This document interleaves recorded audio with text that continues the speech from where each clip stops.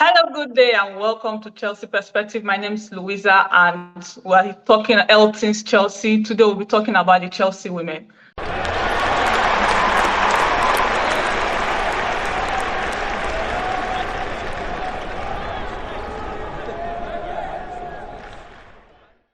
Yeah, the champions of England started their league season today, Sunday, and unfortunately, the result did not go well. And a little introduction: Chelsea women have won the WSL League for the past 3 seasons in a row, and we've not always had it rosy. We've lost to Arsenal last season opening 3-2. The season before that, we drew with United 1-1. And those 3 games were all away games. So we're looking for some optimism here. And the introduction for into the new season is always kind of a brutal one when you see the teams and how Emma Hayes, who is the Chelsea manager, sets up her team. Let's look at the lineup. We got some pretty new players. We got 5 new players. We got Eve Pereset, Kadisha Buchanan. We also got Jelena Chankovic. We got Katrina Spitkova. We also got JRK, Ritin Kenneridge.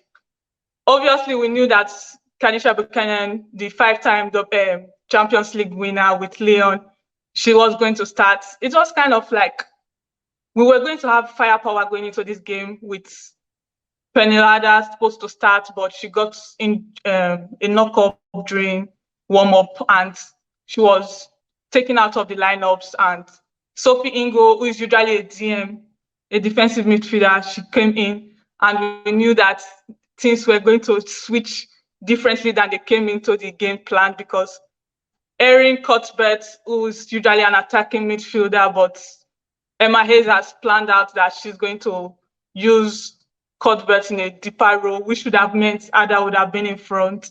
But Ada getting a knock-up meant Ingo was coming in.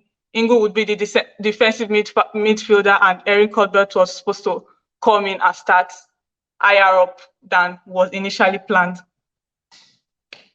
We all joked about Chelsea losing their first game of the season because it seems like Chelsea refused to do anything easy for themselves or their fans.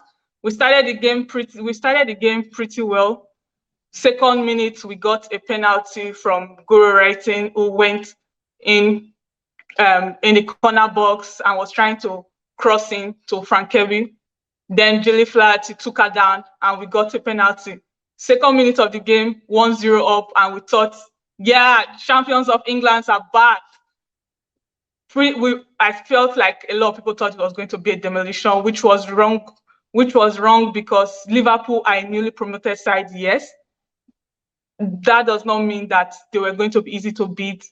They had Matt Baird, who is a former Chelsea manager. They also had some pretty experienced players there. They got some strong players in. I knew right from the start Liverpool was not going to be an easy game for us.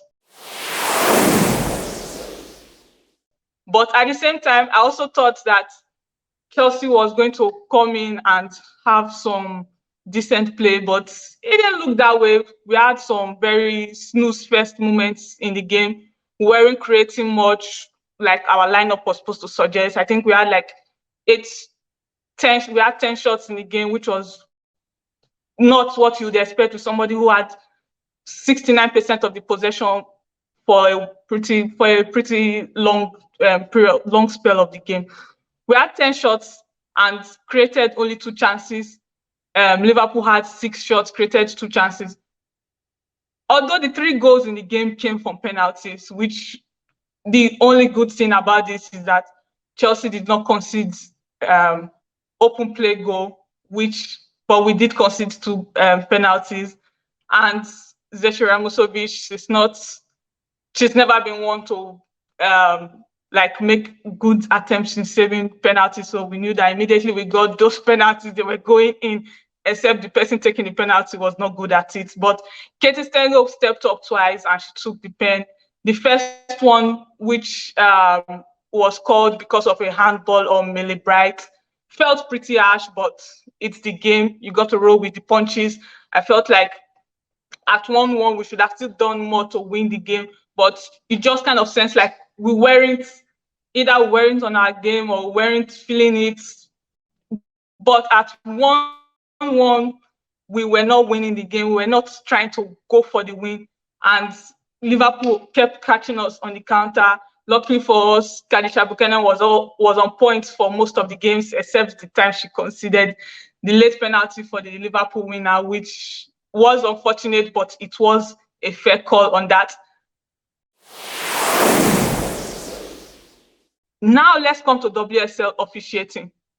This one is pretty bad this time around, because first of all, we could have had the game at 2-0, and at 2-0, it's kind of a mentality thing. I know people say that we weren't playing great, but when you go up 2-0, you kind of have a mentality shift compared to when you're 1-0 and then they come back 1-1. If you were at 2-0 and then we conceded and had 2-1, it would have had a whole different feel to the game.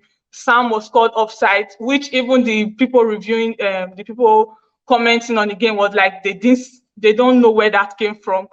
I felt like the ref just automatically saw Sam Kerr and just assumed that her speed meant she was always offside, without actually trying to see if she was offside or not.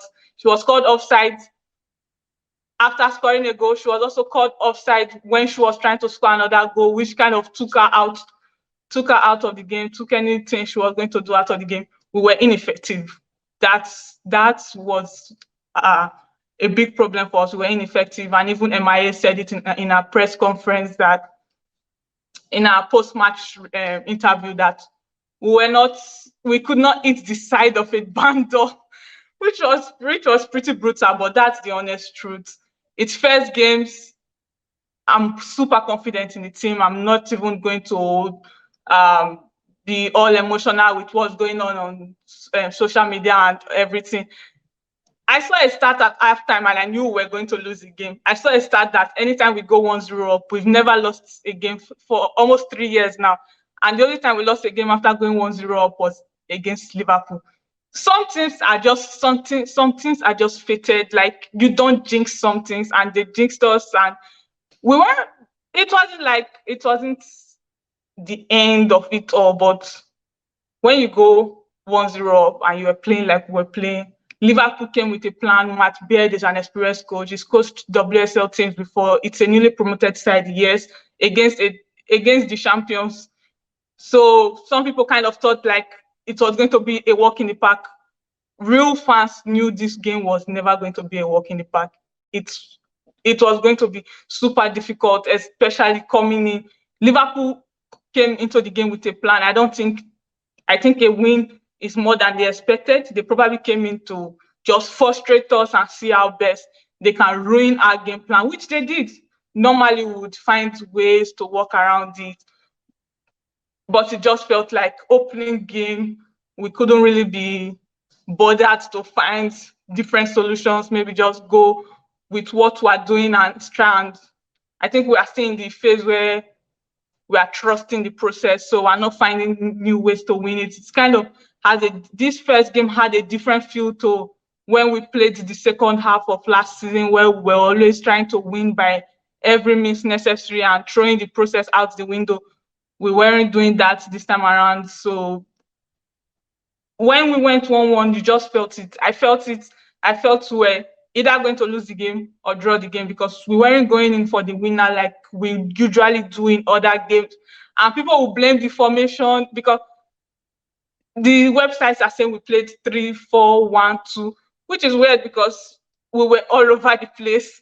At times, I didn't even know our front three was playing. We had Sam, we had Wrighton, and we had LJ in our front three sometimes, which rotated. Sometimes Sam was in the middle, sometimes Wrighton was in the middle, and she was ineffective in the middle. No, that's not like any slander or anything. We know she's a great player, but I don't know if it was the way the team was set up, but Wrighton in the middle was not fun to watch at all. Sam in Wrighton's position was not fun to watch.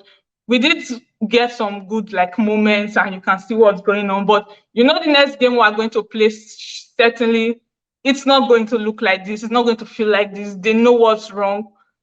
Hopefully we get Ada back fit. We get Jessie Fleming. Jessie Fleming was not also with the squad, so we're hoping it was not like out of injury or anything. Just she didn't make the squad, because you are limited to 20 players per squad list every match day, and she just didn't make the squad. We're hoping that's what it is.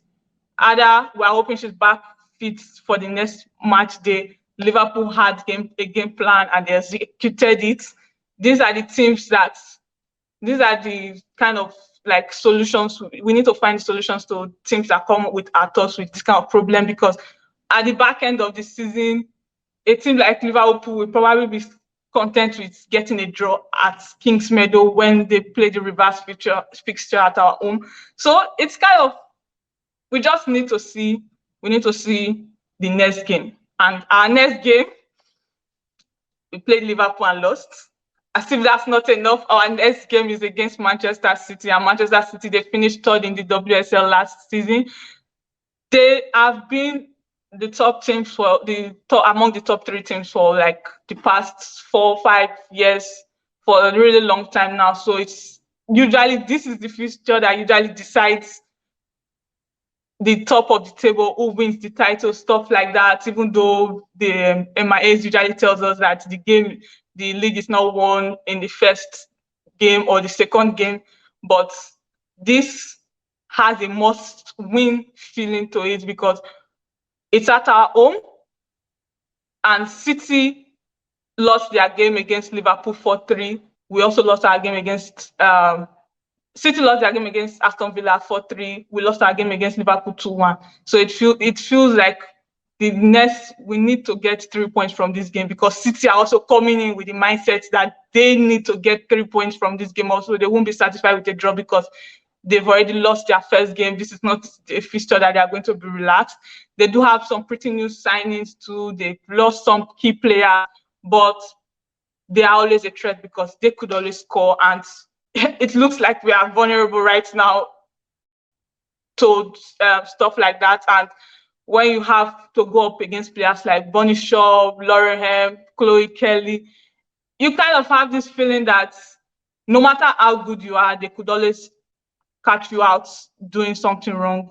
But it's a new season, and this is just the first game.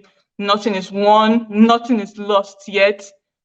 I still believe that at the end of this season, Chelsea are going to be winners of the league. It's just how much confidence I have in this team, in MIAs, to find the solution to the problem that is going on in the right now. Our lineup is going to look completely different. Not completely different, but for Manchester City, we're probably going to start if I think she didn't start. Most people said MIA is stubborn with her tactics, or I think that's completely wrong. I think she just decided not to start the players we had, because those were new signings who Emma would have loved to integrate into the team carefully, because it's a new league for a lot of them, except Svitkova. Kadisha Buchanan might be an argument there that she's also new, but why is she starting? But you've got to understand that she's playing in the back line with Millie Bright and Magdalena Eriksson. Those two would have her back, compared to what would go on in the midfield if we were just to introduce players willy-nilly. So those players, we're going to integrate them into the team gradually. If Perset is probably going to start against City, and she's going to play the right back, that's probably going to leave someone out from today's squad. And if Ada is fit, probably leaving someone else out. If Fleming is fit, I think somebody else might probably go out, or she starts from the bench. But it's actually going to be interesting. I think you should keep following Chelsea Women and keep following us on Chelsea Perspective. Subscribe to like the video, subscribe to this channel, share this video so that we can keep making more content like this. Chelsea Women are champions of England, and this is what I'm going to be saying to you when May comes around, because it's MIAs, and in MIAs we trust. Thank you very much for watching this show, and tune in again next time.